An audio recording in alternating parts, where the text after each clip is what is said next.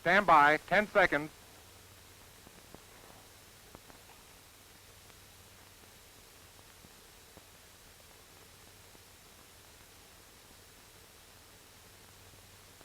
"6:45. Time for another session with America's foremost commentator on the world scene. And now here he is, Lowell Thomas. Good evening, everybody. Tonight I would like to take a few minutes from the news to read you a letter. For although it tells of the personal experience of one person, it describes a very frequent experience of many, many others. It's from the wife of a veteran who was discharged from the Army just 3 months ago. Dear Mr. Thomas, 4 years ago, my husband went into the Army. All at once, the newspaper headlines came to life. The war from 1,000 battlefronts with tongue-twisting names put its foot inside my door. For this was my husband, the father of my child, going off to fight. Be brave, keep your chin up. Just words. All I knew was the sheer agony of parting from the dearest thing in my life.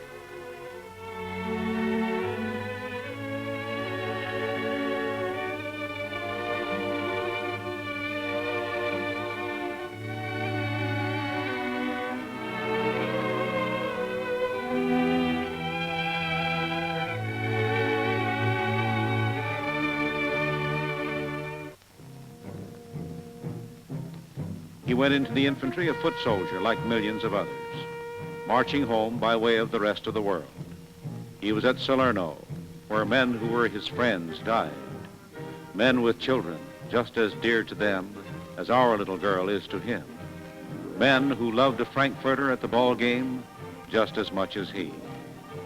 Men whose mothers and wives prayed just as fervently as I. They died. But God was with him and he lived. Yes, they died and he came through, alive and sound. He was at Casino where real flesh and blood men, not just statistics, traded their lives for a bit of ground too small to hold their bodies. And yet, though bomb and bullet and bayonet vied for the honor of killing him, once again he came through.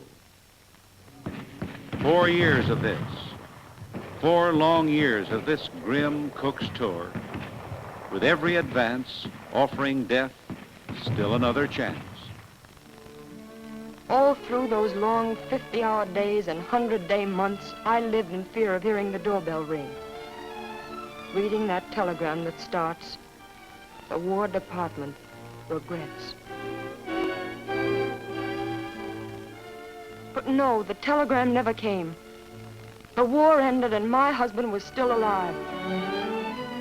Almost before the impact of this miracle had dawned upon me, he was home, safe in my arms. The misery and the longing and the worry and the danger were all behind him.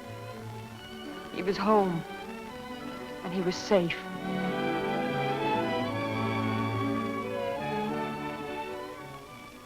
There is nothing in this world that I wouldn't give or do, Mr. Thomas, if this letter could end here, a simple, heartwarming story of happiness regained. But life, unfortunately, is not always like the movies, and happy endings often turn out to be not endings at all, but beginnings of sorrow and misery. 3 months after my husband was discharged, life was beginning to return to normal. He had his old job back with the promise of even better things to come. The baby who had become a little girl during his absence learned to love the man who was the photo on the piano come to life. And I felt as though I had begun to live again. As I look back now, I can't remember just what I was thinking about that morning. What to have for dinner, or perhaps the invitation to the Clark's party. But it doesn't matter, for every plan and dream ended that morning at an intersection on the way to town. My husband was in his car waiting for a light to change.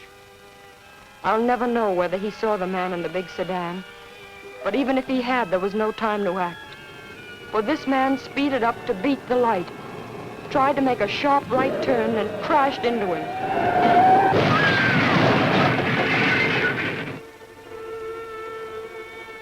heartless man who killed my husband was trying to make a light. Trying to save 1 minute's worth of time. Imagine all the years of devotion and happiness together that we deserved and would have had. All sacrificed.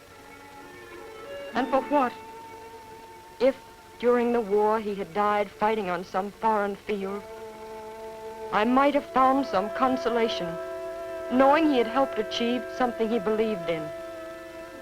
But how can I feel, realizing that his life was traded for just 60 seconds of time? It seems incomprehensible to me that a nation like ours, which rose as one person to beat off the murderous attacks of fanatical madmen, can allow this double-headed enemy of carelessness and criminal selfishness to continue its reckless destruction of lives and homes. We can't sit idly by and say it was just an accident, for it's not that at all, Mr. Thomas. It's wanton murder. During the 4 years that America was fighting for its life, 212,000 men, an average of 53,000 a year, lost their lives. Now that the war is ended, we think that terrible waste is over. Ah, but that's an illusion. The horrible slaughter continues. This year alone, traffic accidents will kill more than 40,000 living, breathing human beings. Imagine the entire population of Joplin, Missouri, or St. Petersburg, Florida, or Joliet, Illinois, wiped off the map, and then you have some idea of what this Holocaust means. Hundreds and hundreds of thousands of other healthy men, women, and children will be maimed, crippled, have their lives ruined, because someone decided to take a chance or tried to save a minute.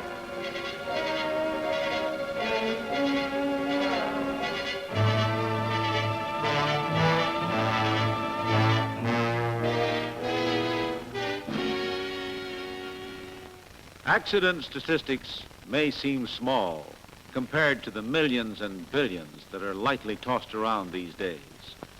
But remember, these statistics mean lives lost, people who lived and loved and whose passing has left a void in the hearts of their dear ones.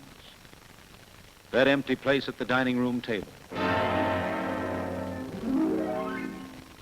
The empty seat in the classroom. The vacant desk in the office. These things are just criminal waste, for by far the largest number of our traffic accidents that take such a heavy toll of our citizens are avoidable, completely avoidable, with just a little more care, a little more consideration for the other fellow, a little more common sense on the part of pedestrians as well as motorists, and we could keep thousands of people healthy and well. Let's fight this menace with every ounce of our strength. Let's keep our loved ones at the dining room table.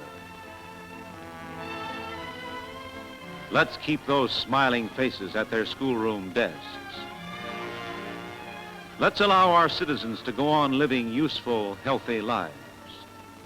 Unless we all do our part, 1.5 million people, 1 out of every 100 in this country, will be killed or hurt this year.